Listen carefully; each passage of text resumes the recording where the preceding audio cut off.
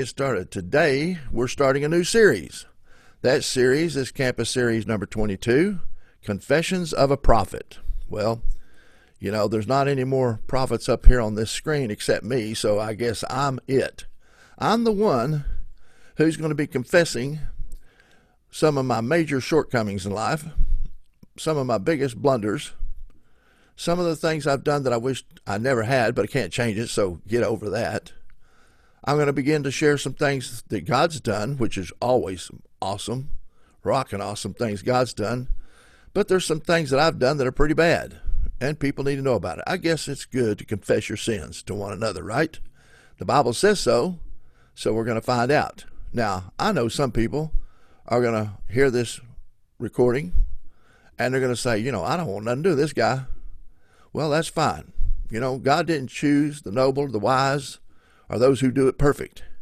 He chooses those that are broken, those that are kicked to the curb, thrown under the bus. The world doesn't have anything to do with them. Well, that's me, and probably you and I know what it's like to be one who's an outcast. I'd rather be on the outside of the world looking in rather than having to try to fit in and be against God. Because you can't really do both. You're going to serve man or you're going to serve God. But you got to make up your choice. Some point in time in life, you got to make up your mind. Who am I going to choose to follow? Who am I going to be a blessing in the eyes of? If it's a friend, if it's even a relative, if it's your boss, what can they do for you in the hereafter? Absolutely nothing. So if you're living this life for the life to come, then you want to put an ear this way and hear what I got to say. Now I'm going to start from the very beginning. Now you might say, oh, that's a big yawn. When anybody says, you know, what time is it? And they start telling you how to build a watch, you want to run, you want to hide. Well, you might find this a little bit different because a lot of strange things happened to me as a child growing up, and a lot of them, like I said, my kids don't even know about. Even my wife doesn't know. And there's things that I've learned from it along the way because, you know, God can be a God of humor, but also he can be very, very perplexing. I mean, just like a big old puzzle trying to figure him out. But I have learned some things that I think you'll find beneficial. My hope is, my prayer is, that as I go through each one of these, however many series it's going to take or how many parts it's going to take of this series to complete it, it's going to go until I get to the present day is basically how far I'm going. So I don't know how long it's going to take. But my point is that I want to pray and ask God to open you up and fill things into you, knowledge and wisdom of things about yourself that you didn't know. Things that happened to you that happened for a purpose, and only God knows what that purpose is. I'm asking him to share it with you as I testify and confess of my good, bad, and ugly parts of my life. So it was in the year of 1951, this ye here boy was born in a cotton field in Big Spring, Texas, just outside of the city limits, not too far.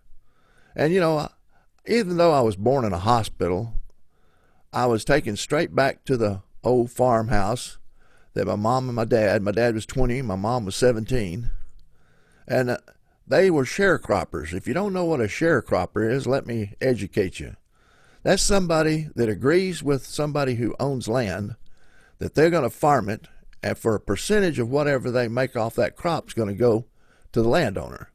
In those days, that's the only way you could get started. You couldn't borrow money, didn't have any credit, didn't have any way to pay it back except for what you made off the land. You can't plant anything on somebody else's land and harvest it and keep it all. It just doesn't work that way. So it was the only way they could get started. So what happened in that very first year began to start a journey in my life that I had to look in the rearview mirror of my life to find out some things. Why? Why did this have to happen, God?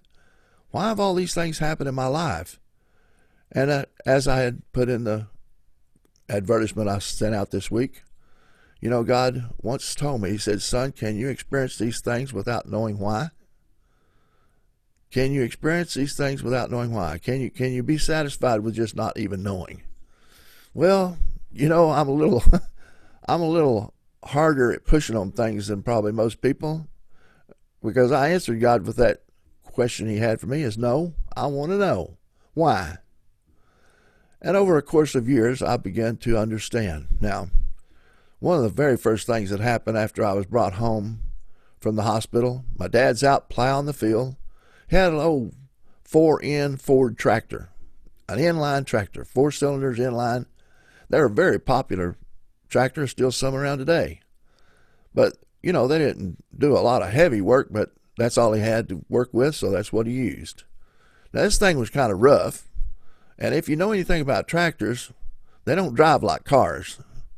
You don't have a throttle on the floor and a brake on the floor and all that stuff to be able to work just like you do a car.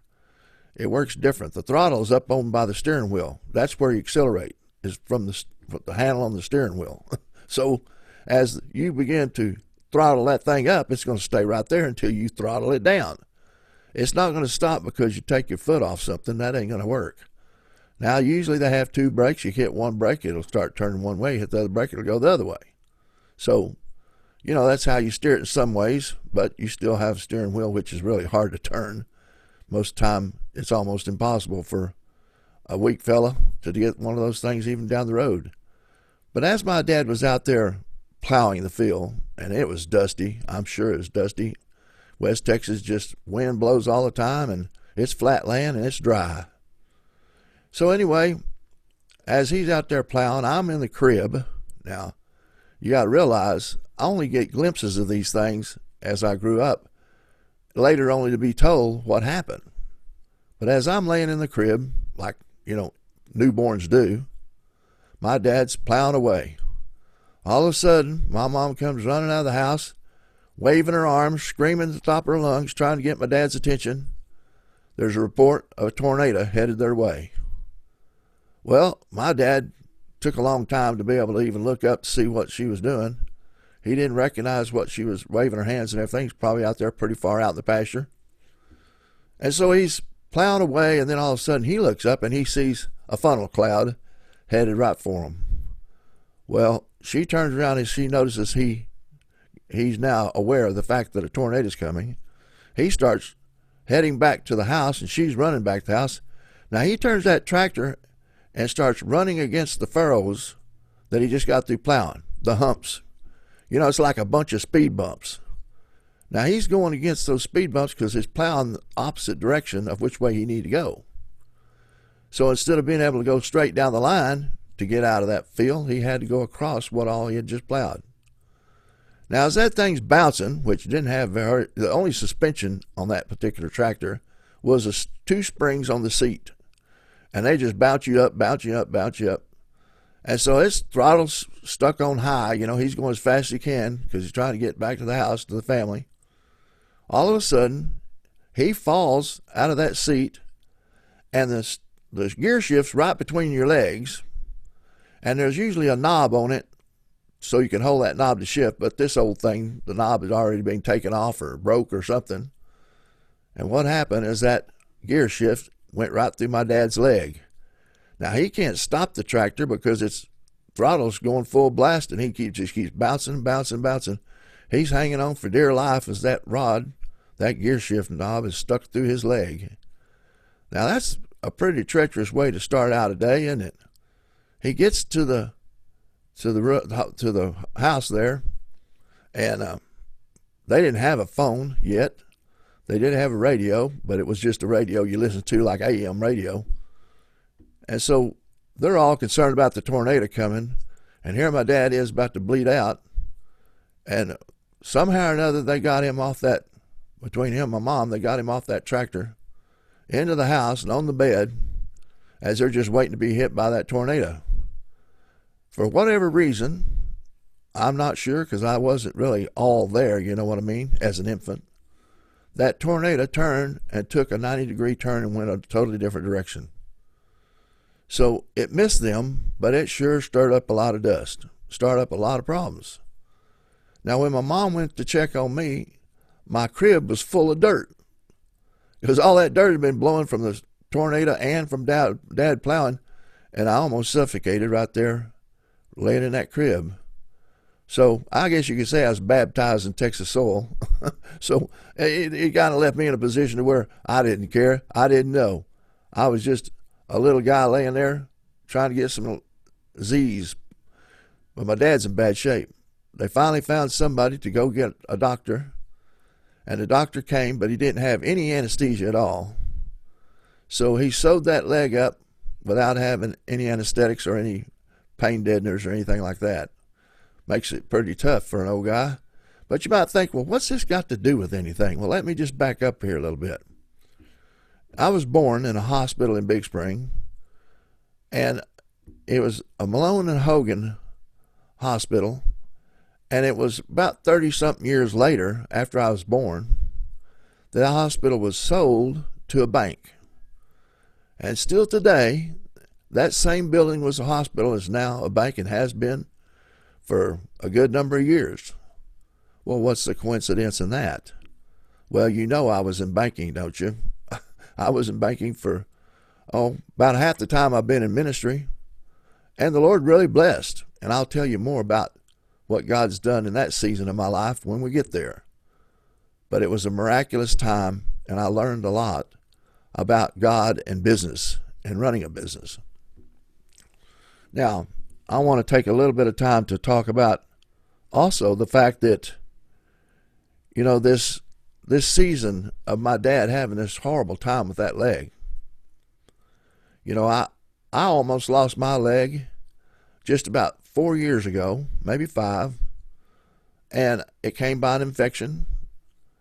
And when they took me to the hospital, and it just happened over about a 3-day period. But if I hadn't got to the hospital on that Friday when I did, and had to wait until after the weekend, they said I wouldn't have made it. In fact, when they admitted me to the hospital that Friday, they said, well, we think we can save your life, but we don't know if we can save your leg. I thought, how is this possible?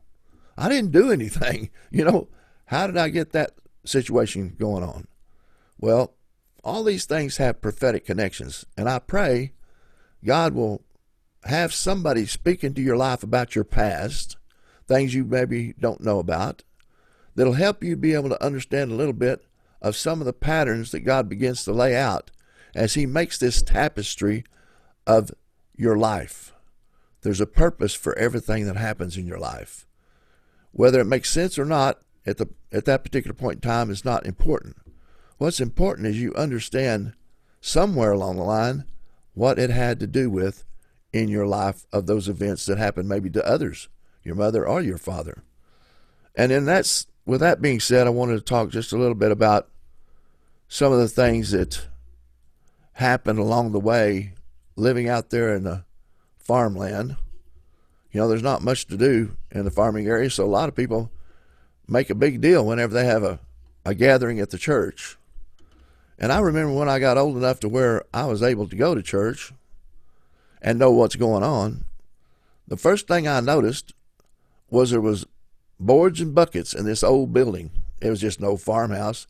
Somebody gutted it out, turned it into a church, and the pews were boards literally laying on top of buckets, one on each end, and everybody sat on the board. And they might have to put a bucket in the middle for a few people. But, you know, the fact is they were happy. They were happy as they could be. They didn't have any gold chandeliers handing down or any nice baptistry or anything like that. All they had was God, and that's all they really needed. And there was some blessed times that really happened during that time. Now there's another thing I want to talk to you about, some things that might bring back your memory to a point in your time in your life that maybe you'd already forgotten about. Over the years, I've talked to people, some people that I've known, and we went to school together, and I'd ask them, I said, do you remember when? They said, no, man, I don't remember that. I said, you don't remember in high school when that happened? No, I don't remember anything about high school. I was in shock when I understood that some people never, ever remember anything about their past. And I'm thinking, how do you do that? How can you live this life without having any history to go by? History is important, you know, because history will repeat itself if you allow it. And some of it, we just don't even know because we don't know enough about what's happened in our life to be able to consciously guide and follow the Spirit through this life, because He is our guide. But you got to recognize what's happening and know why it's happening. There was this time when I was a year old, I vividly remember. Now, I'm only a year old. I'm a year old in about 19 days. And my dad's carrying me into this farmhouse that I wasn't really familiar with, but it was my great-grandmother's house, and her name was Minnie Sarah Reed. And she was laying there in the coffin in the living room. They had black shades all over the windows. It was real, all the lights were out. It was kind of dingy, even though it was the middle of the day. And I noticed the pictures were all down. The clock was stopped. And when Dad went over to look at his grandmother, I looked and I noticed there was something on her eyes. I didn't know what money was at the time, but I knew she had coins in her eyes because it was some years later that I saw that somewhere, and then I remembered that's what they had on my great-grandmother's eyes. They had coins. I guess it was the practice of that time that when someone passed, they had what they called a wake, and they had it at the home. People would bring food, people would drop by, people would come say their goodbyes to an old friend, or maybe a mother, a father, brother, sister. And, you know, you think about it. You're a year old and you can remember it just like it was yesterday. Why? Why would that be that it was necessary for me to experience that and remember it and have it burned in my memory until even this day, some 68 years later?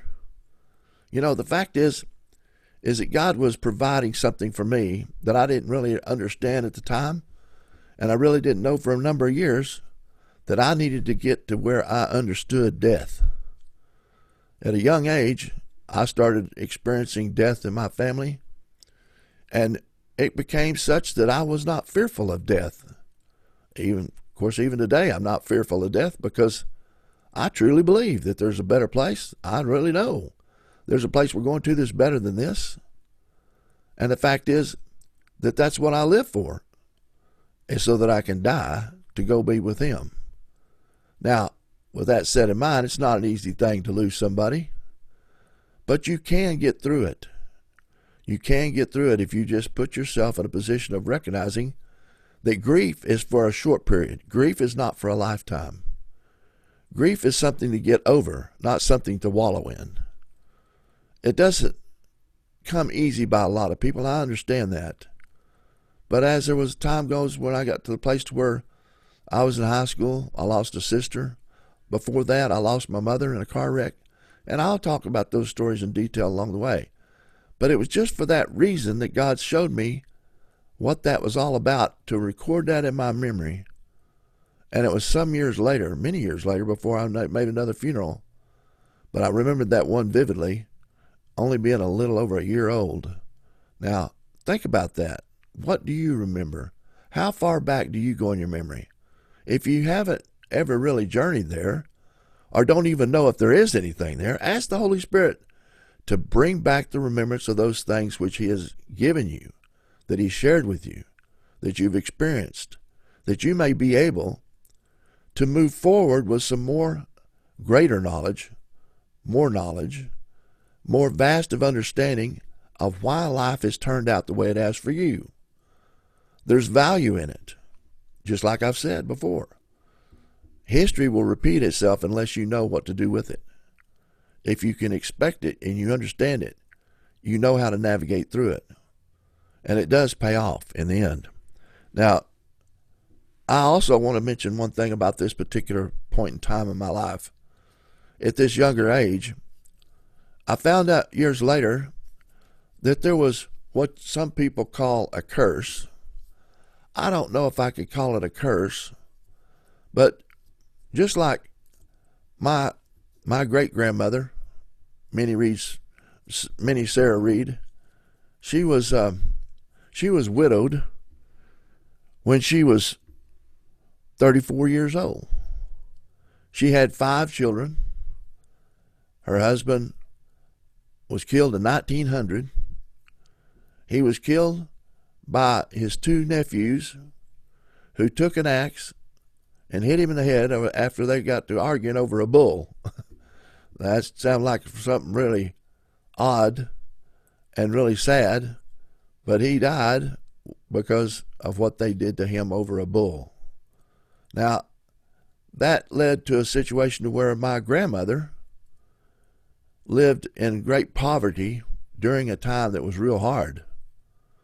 It got real hard for them. And so when my grandmother was old enough to marry, she married and she had 5 boys, and she was widowed at 44 years of age. She had 5 boys and was 44 and had a farm to run, and it was not easy back in that day in 1944. So as she went through her process, God took care of the widows. He takes care of the widows and orphans, as it says in Proverbs, and it's true. Because she was just barely making it. I mean, they could hardly make it. It was real difficult. But during the 20s, along came oil and gas companies drilling oil, and they discovered oil on the Simpson property, which began to give the revenue for her to be able to live a better life and give her sons a better education.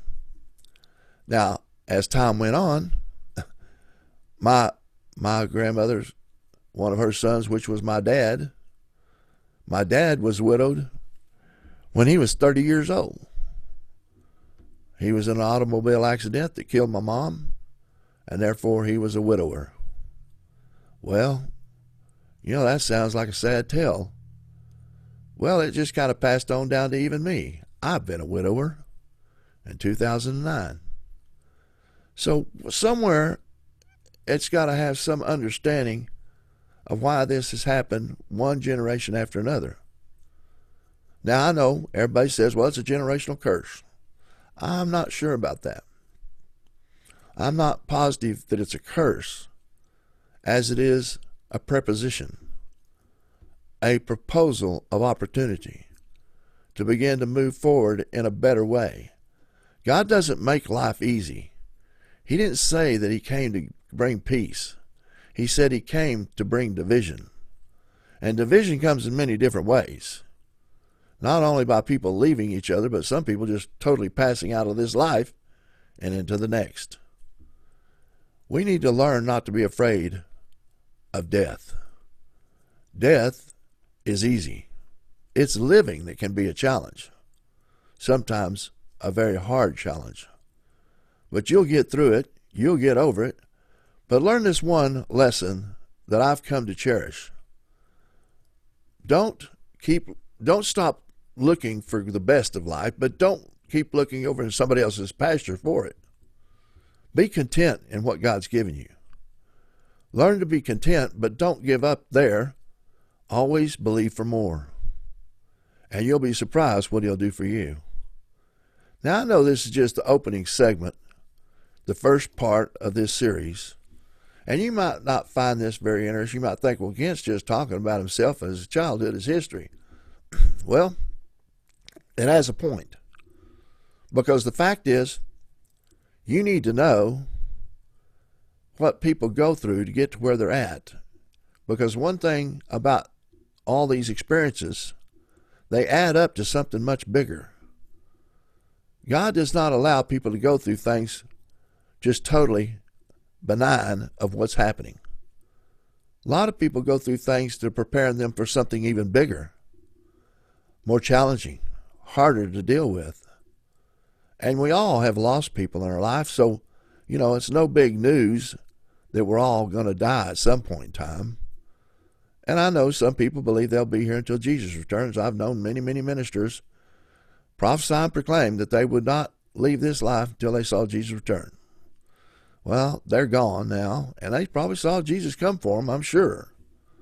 But not in the manner in which they thought. So we don't have to make plans for what we think ought to be.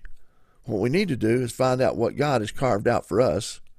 And sometimes that takes a little bit of procurement and preparation by looking in the rearview mirror of your past to see why you're at where you're at now, because God has a plan, and he uses all the things of this world to shape and mold us, prune us, cut a little here, cut a little there, stretch you in your faith to bring you to that place to where you're ready to take on whatever comes your way.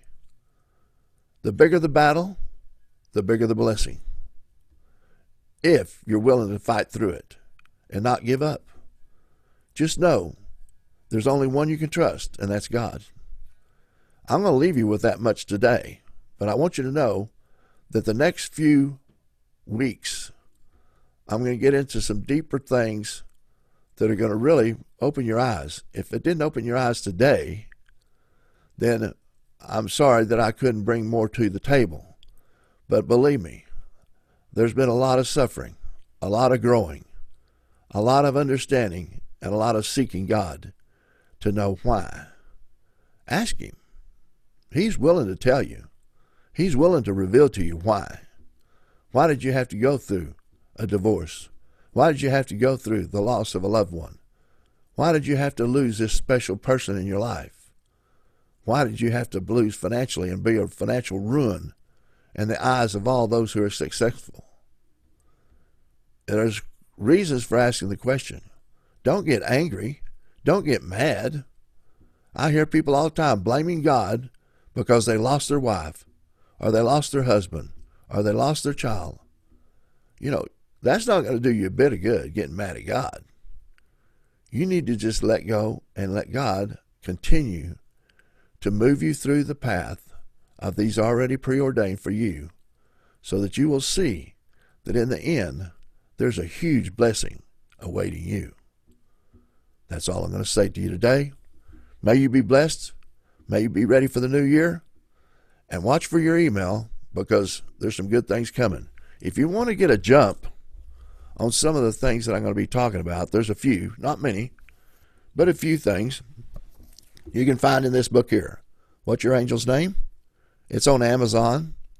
They've got a number of copies, I think, still left.